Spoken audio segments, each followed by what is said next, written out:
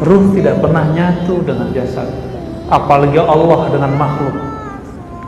Ya, Allah tidak pernah menyatu dengan makhluk. Yang ada itu hanyalah bagaimana cara mengimbangi gerak ruh yang cepat dengan leletnya tubuh ini. Tubuh ini mau ke bawah, ruh itu mau naik.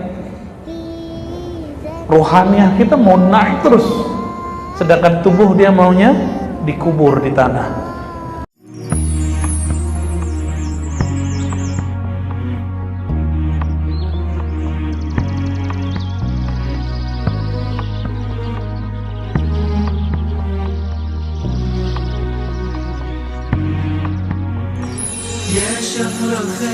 Ini jauh, saya baru dari sini Brebes, Musofa.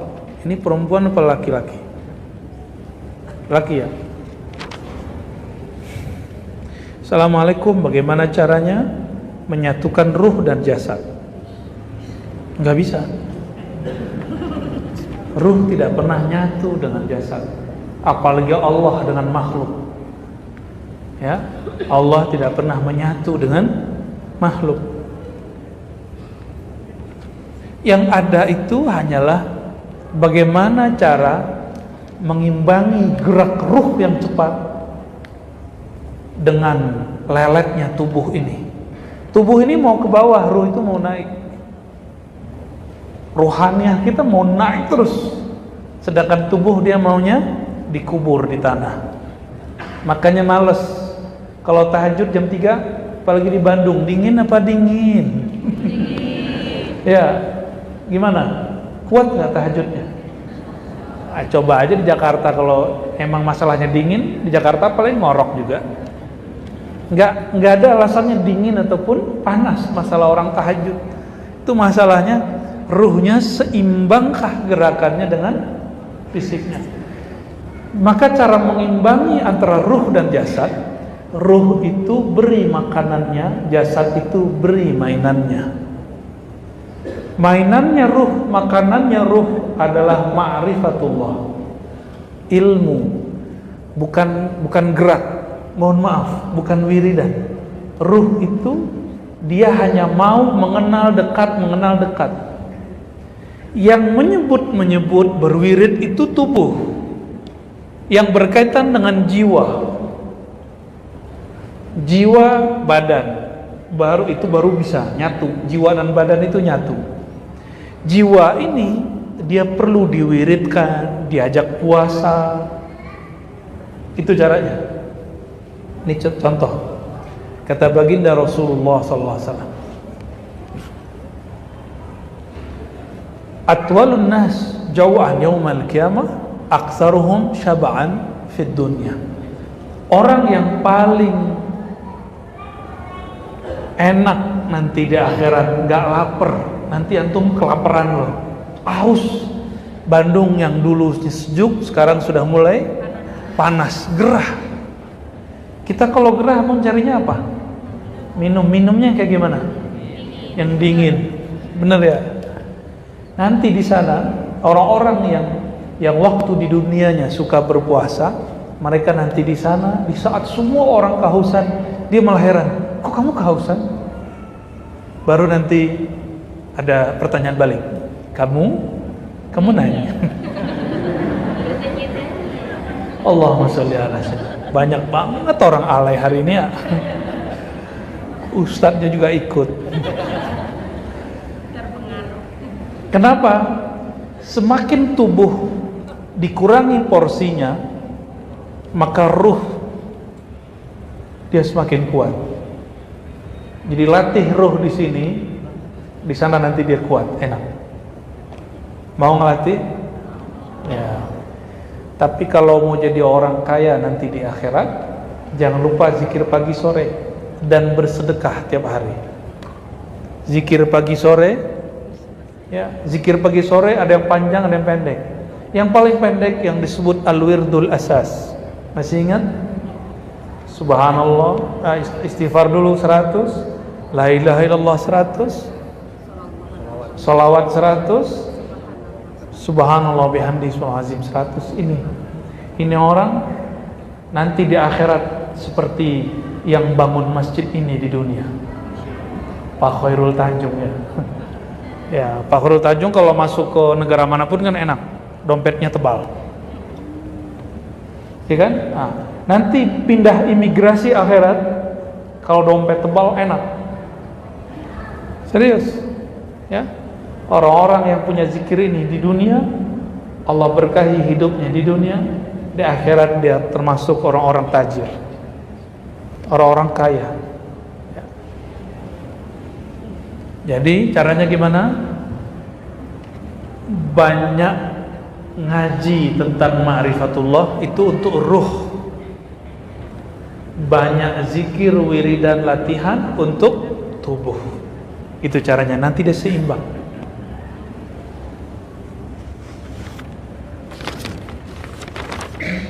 Ida F gitu bacanya. Bagaimana cara menjaga istiqomah dalam ibadah?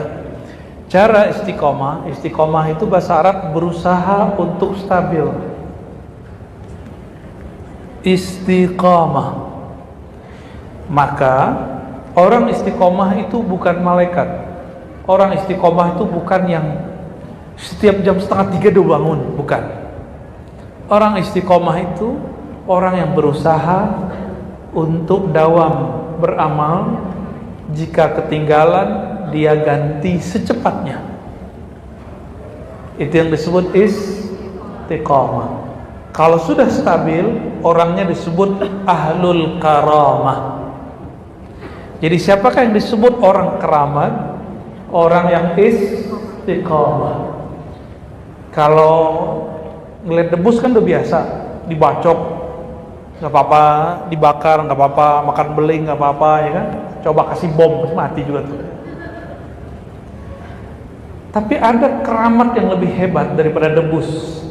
Di saat orang tertidur dia bangun. Di saat orang lalai nonton TV, nonton YouTube, dia zikir pagi sore. Di saat orang asik main-main, dia malah ngaji. Orang begini lebih sakti daripada orang yang debus.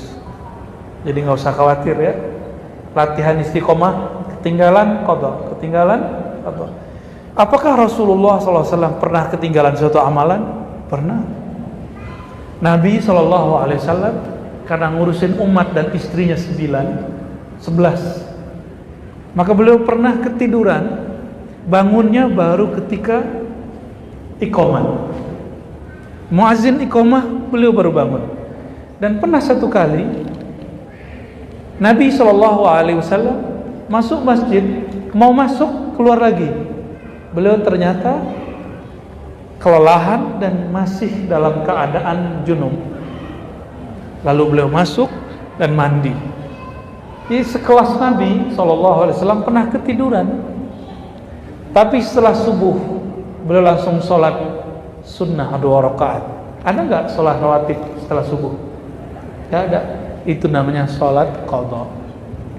Sholat sunatnya di qadha. Kita wajib aja nggak di qadha. Masih debat aja kan? Dulu nggak pernah sholat, terus nggak mau qadha kan? Sekarang maunya dapat diskon terus, generasi diskon.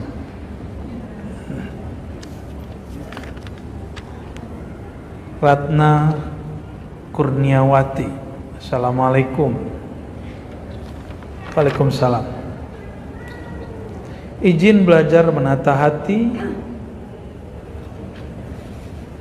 Apa nih? Kenapa hati seperti bolak-balik seperti air mendidih?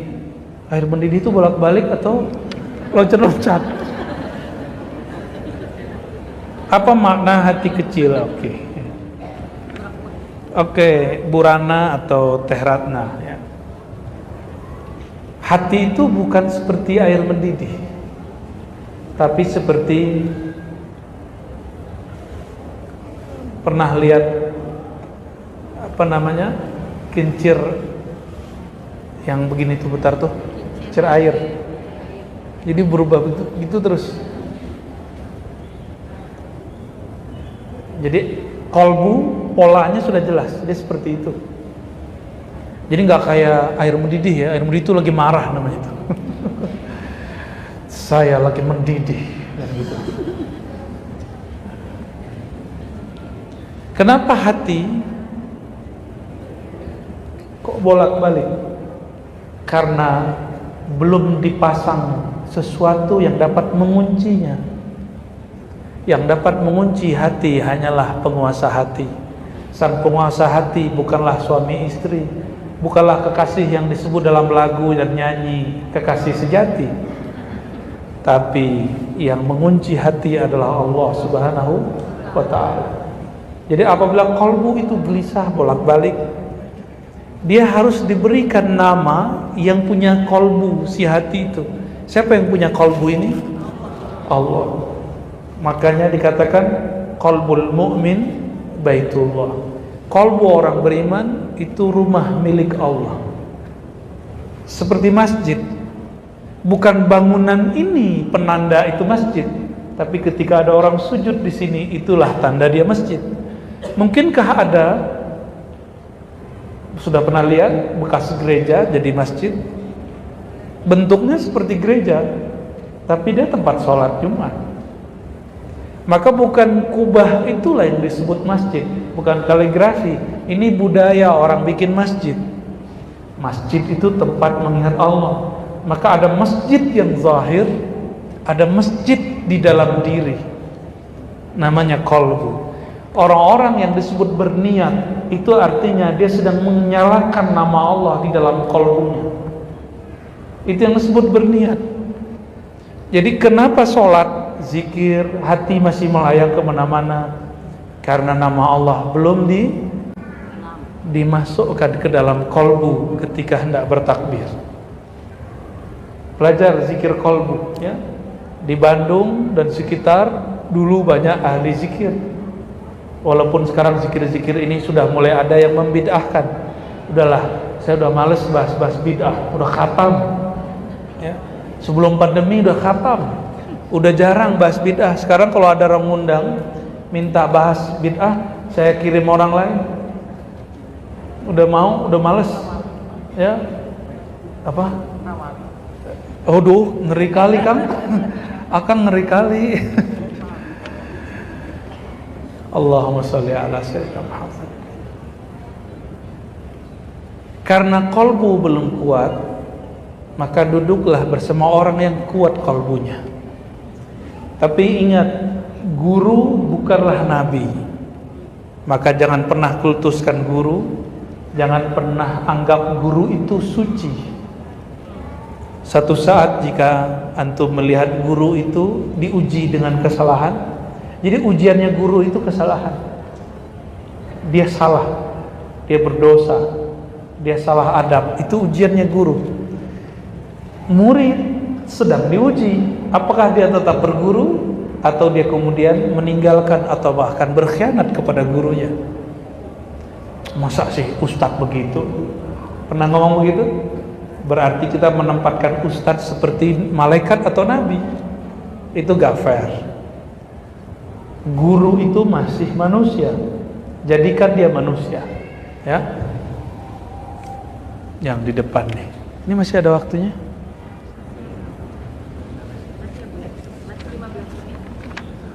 Oke. Entin, bacanya gini ya. Entin. Orang Padang sih ya. Entin. Cianjur. Bagaimana agar saya dan keluarga termasuk yang diridhai Allah, sukses dunia, akhirat? Allah itu hanya ridha kepada Nabi Muhammad SAW. Turun Sayyidina Jibril ngomong kepada Nabi Muhammad SAW, wahai Muhammad, Allah berkalam untukmu, apakah engkau ridha jika ada orang mengucapkan salam kepadamu sekali, Allah balas sekali? Nabi Muhammad SAW langsung tersenyum. Berarti Allah itu hanya ingin membuat Nabi Muhammad SAW ridha. Jika Allah ingin membuat Sayyidina Muhammad SAW ridha, Kenapa umatnya tidak mau menggapai ridha sang Nabi sallallahu alaihi wasallam? Supaya kita diridhai oleh Allah, maka hidupkan sunnah Nabi di rumah.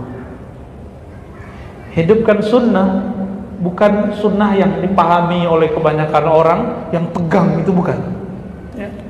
Sunnah Nabi itu spiritnya cuma satu, rahmatan lil alamin, kasih sayang untuk seluruh alam semesta. Maka apapun amalannya, jika di dalamnya tidak ada kasih sayang, itu bukanlah sunnah Nabi sallallahu alaihi wasallam. Walaupun secara fisiknya udah sama kayak amalan Nabi, tapi di dalamnya jika tidak muncul rahmah, itu bukanlah sunnah Nabi Muhammad sallallahu alaihi wasallam. Khawarij itu tadi yang disebut ma'akam, itu kurang apa? Pakaiannya, sorbannya, ngalah-ngalahin sorban Sayyidina Ali. Sayyidina Ali kemana-mana pakai serban dan pakai rida, karena bajunya polos, karena bajunya albis, ada bintang-bintangnya. Jadi saya nggak pakai begitu, kalah ketutup. Sayyidina Ali selalu pakai rida karena mengikuti baginda Rasulullah SAW. Pernah lihat Al-Habib Umar? Itu salah satu model pakaian Nabi sallallahu alaihi wasallam. Tapi kadang-kadang Nabi pakai pakaian yang lain, ya. Tapi bukan berpakaian itu sunnahnya Nabi. Sunnah Nabi itu ketika pakaiannya tidak mengancam orang lain. Ngerti nggak maksudnya? Antum pakai pakaian sesuatu tapi mengancam yang di sampingnya. Pernah ngalamin nggak? Ada yang senyum-senyum sendiri soalnya. Waduh, ini pertanyaan paling keren ini ya. Assalamualaikum, saya Budida dari Cilame.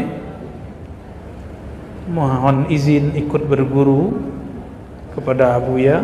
Pertanyaannya, saya dengar tentang kalimat la ilaha illallah, la mawjuda illallah. Ini tidak untuk dibaca tapi cukup di hati. Mohon penjelasannya. Ya.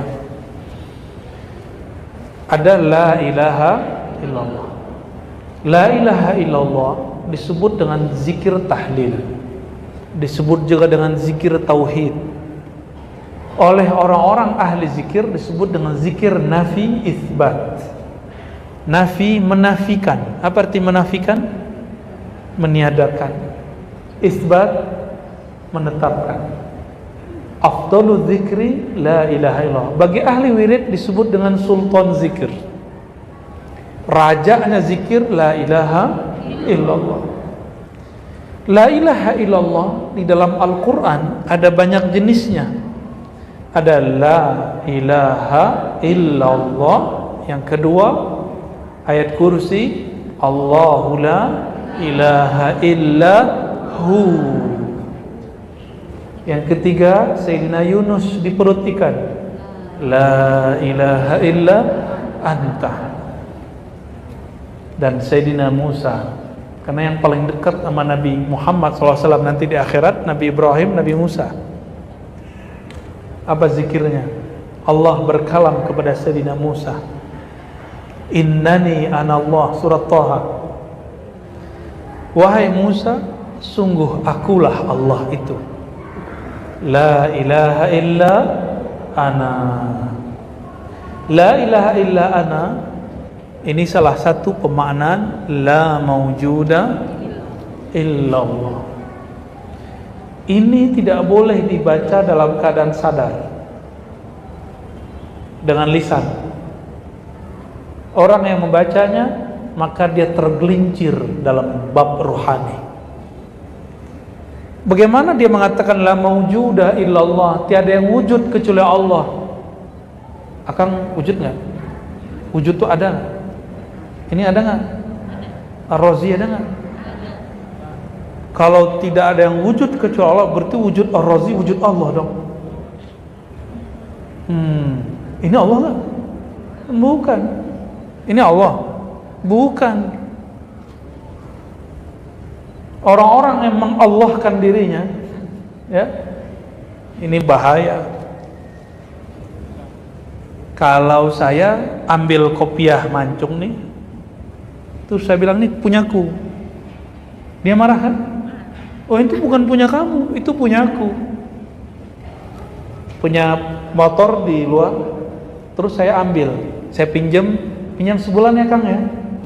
Tapi setelah sebulan saya datang, Kang kan udah sebulan jadi punya saya ya. Kan minjemnya udah lama.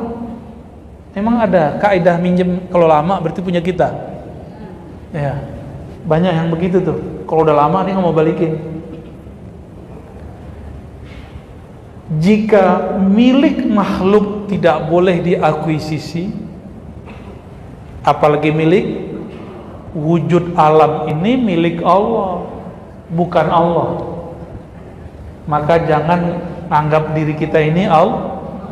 Kita ini ciptaan Allah, udah selesai. Tapi kalau belajar ma'rifat nanti ada tingkatannya. Al-jismu fi'lullah, al-qalbu ismullah, as-sirru sifatullah, ar-ruhu amrullah. Mau diterjemahin? Tubuh ini perbuatan Allah, fi'il Allah. Alam ini perbuatan qalbu ini nama Allah, lautan nama Allah. Jadi zikirmu sebanyak apa aja nggak cukup,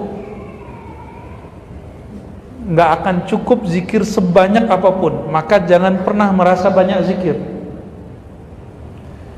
Yang ketiga, as-sirru, sir rahasia yang ada di dalam diri disebut dengan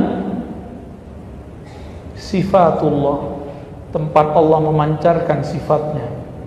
Waruhu amrullah, sedangkan ruh adalah rahasia Allah. Jangan sebut zat Allah. Di sini kelirunya orang belajar ma'rifatullah, disebut ruhnya zat Allah. Akhirnya dia jadi Tuhan. Ini ngelewatin Fir'aun. Kecuali dia sedang mabuk bertuhan, disebut dengan sakar. Atau al-mahwu wal fana, orang yang sedang fana dalam cahaya Allah Subhanahu wa taala. Maka orang-orang seperti ini dimaklumi, seperti Syekh Siti Jenar, Al-Hallaj. Namun karena mabuknya sudah sampai semerbak keluar, wali-wali yang mengerti bahaya ini mesti eksekusi mereka, meskipun sebenarnya ada cara lain. Wallahu alam, itulah nasib mereka ya. Jadi tidak boleh baca la maujuda kecuali ditambahkan bihaqqin, la maujuda bihaqqin illallah. Tidak ada yang wujud secara hakiki, maksudnya yang dia ada dengan dirinya sendiri. Kita ada bukan dengan diri kita sendiri. Ini kajian akidah, bukan kajian tasawuf. Kita ada karena diciptakan. Maka kita sebut la maujuda bihaqqin illallah. Nah, dan bocoran terakhir, kali ini pertanyaan terakhir yang nggak mungkin saya bacakan semua. Imam Al-Ghazali dalam kitab Ihya Ulumuddin jilid keempat tentang Kitabut Tawakkul wa Tauhid, beliau menyebutkan tingkatan orang baca la ilaha illallah. Pertama, la ilaha illallah tauhid orang munafik. Lidah baca la ilaha illallah, hatinya kemana-mana ya. Allah kok diteriak-teriakin. Tuh, ada yang ngomong gitu nggak? Allah mah nggak tuli, ngapain diteriak-teriakin? Tuh hati-hati yang ngomong begitu tuh ya. Nabi sebut orang begitu munafik. Ketika ada orang berzikir keras, lalu orang munafik di Madinah mengatakan, ya Rasulullah, itu orang munafik tuh. Apa kata beliau kepada Sayyidina Umar dan lainnya? Uzkurullah hatta yaqulul munafiqun majnun muraun. Zikirlah kamu sampai orang mengira, orang-orang munafik mengira kamu ria. Orang munafik mengira kamu majnun, gila. Ya. Dulu ada Abah Anom di Tasik, masih ingat enggak? Abah Anom dulu zikir la ilaha illallah. Itu kalau beliau zikir dianggap gila dulu. Mungkin dulu pesantrennya pernah dilemparin batu kali, atau di mana buat zikir masjid itu mungkin banyak yang nolak. Tapi Allah Maha hebat, sekarang orang mulai sadar. Kalau tidak sepakat dengan caranya, cari cara lain, tapi jangan ingkari cara orang yang ada. Oke? Terus level 2, level orang mukmin biasa. Ini wali umum. Wali umum ini semua orang beriman. Walinya bisa dipecat. Wali kota bisa dipecat nggak? Ada masa jabatannya nggak? Wali umum apa lagi? Makanya ada orang mantan beriman tuh ada. Imannya belum masuk ke dalam kolbu, baru di mulutnya. Dia baca la ilaha illallah, dia berusaha membersamai dengan kolbunya. Nah, orang ini disebut mukmin. Kolbu membaca, lidah mentasdik, mengiyakan. Tapi karena pakai pikiran susah khusyuk. Inilah keluhan kebanyakan jamaah, karena zikirnya pakai pikiran. Zikir nggak pakai fikir, zikir pakai kolbu. Kolbu itu zauk rasa, bukan pertanyaan. Jadi kalau ini dia bertanya, gimana kalau dia bertanya? Pasti banyak. Kenapa begini? Kenapa begitu? Kenapa begini? Kenapa begitu? Tapi kalau pakai kolbu, jika di samping kiri kita ada orang sebut nama Allah, idza dzukirallah wajilat qulubuhum. Jika disebut nama Allah, kolbu pasti bergetar. Bukan mendidih. Ya, pasti dia bergetar. Pernah berdesir nggak ketemu seseorang? Ketemu siapa? Yang di sono. Ya. Loh, ketemu aneh. Belum gawat ini. Kita berdesir ketemu orang yang kita suka, baik guru, teman, ataupun orang yang lawan jenis kita. Kenapa kita berdesir? Karena kolbu nyambung dengan kolbunya. Ada karakter kita yang nyambung dengan dia. Itu yang disebut klik. Kolbu ini hanya klik sama Allah, nggak ada lagi. Jadi antum mau keliling dunia, kolbunya nggak akan bahagia. Coba tanya sama orang yang udah keliling dunia, seneng iya, bahagia belum tentu. Bahagia itu hanya ada di alam kolbu. Itulah syair Hamzah Fansuri dulu di Aceh, yang oleh orang-orang awam di kalangan, dia ulama tapi awam memahami ilmu kolbu, menuduh beliau zindik karena syairnya dianggap berbahaya. Ya. Beliau ini mengatakan Hamzah Fansuri mencari Tuhan. Hamzah Fansuri datang ke Mekah, keliling di depan Ka'bah. Ingin cari apa dia? Ingin mencari Tuhan. Keliling Baghdad mencari makom Syekh Abdul Qadir Jilani, mencari Abul Hasan Syazili. Kemana-mana dia pergi. Ternyata Hamzah Fansuri merasakan bertemu dengan Allah Ta'ala di atas sajadah di dalam rumah. Jadi dalam rumah ketemunya. Maksudnya apa? Beliau lagi sindir orang yang banyak ilmu kurang amal, yang sering umroh tapi nggak pakai kolbu, yang sering keliling-keliling kemana-mana tapi tidak dengan kolbu. Jadi kalau mau keliling dunia, kelilinglah dengan kolbu. Nanti kelihatan perbuatan-perbuatan Allah yang indah di alam semesta. Ya.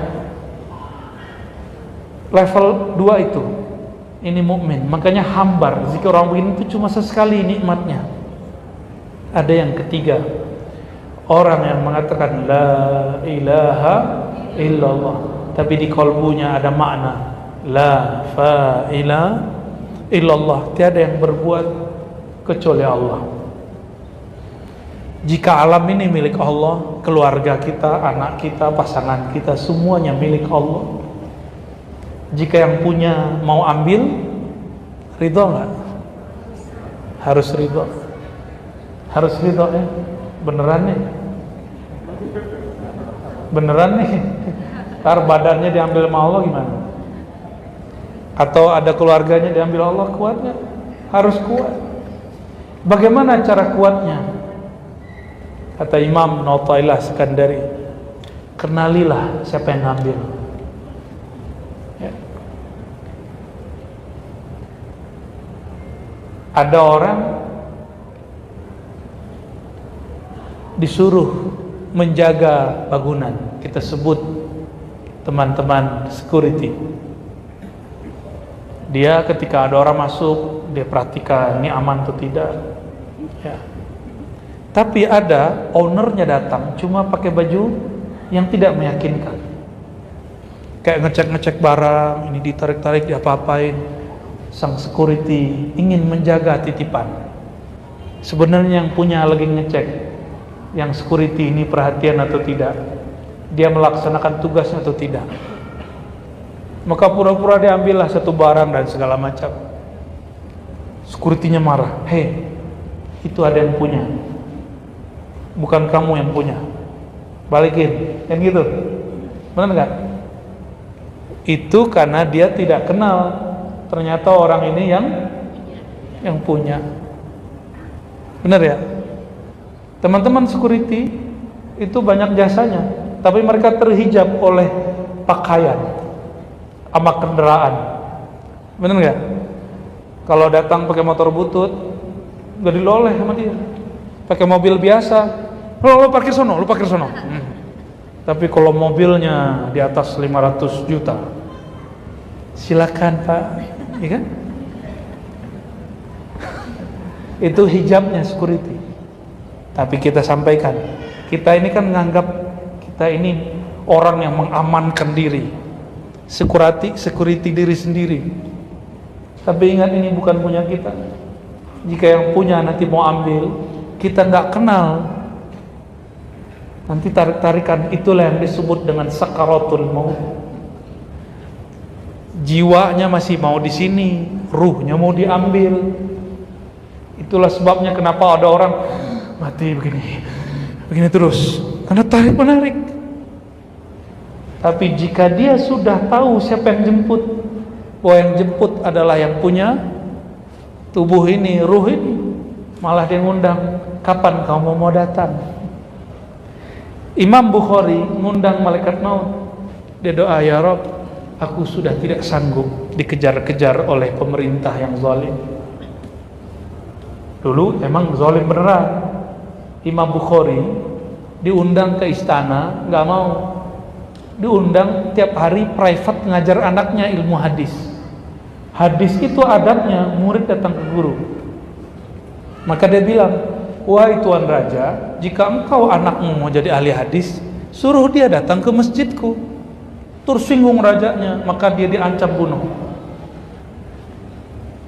Jadi bukan, kalau di Indonesia kan ceramah hujat-hujat pemerintah juga masih hidup tuh kiainya.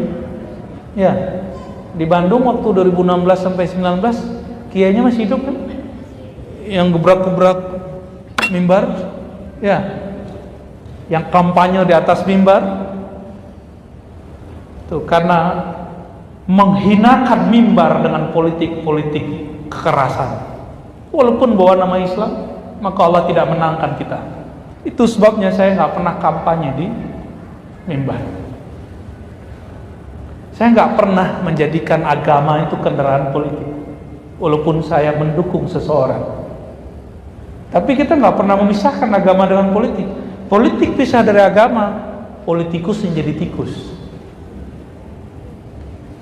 Tapi kalau politik diagamakan, beda politik, orang menganggap beda agama.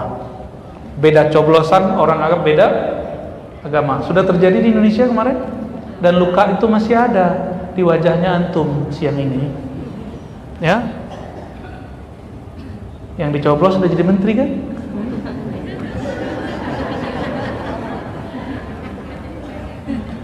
Yang paling parah kiai, ustadz, hatinya pun belum mampu melepas luka itu.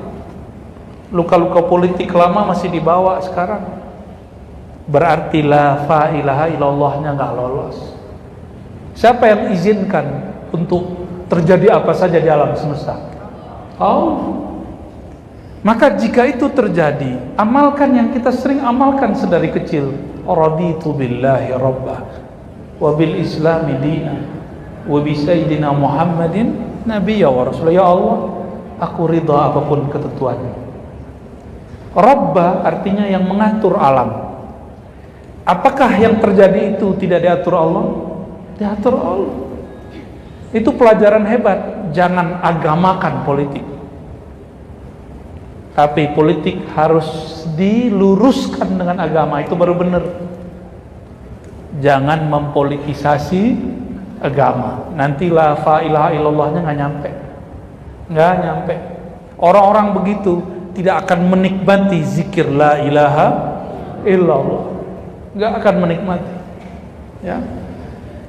Dan paling tinggi kata beliau sesuai yang ditanyakan Imam Ghazali, jika orang itu sampai kepada makom fana, hilang kesadaran dirinya, Allah nanti mengenalkan dirinya kepada orang itu.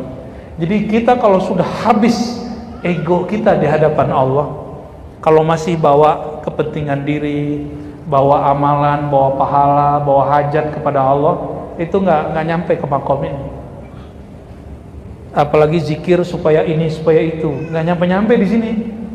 Gelisah terus hidupnya.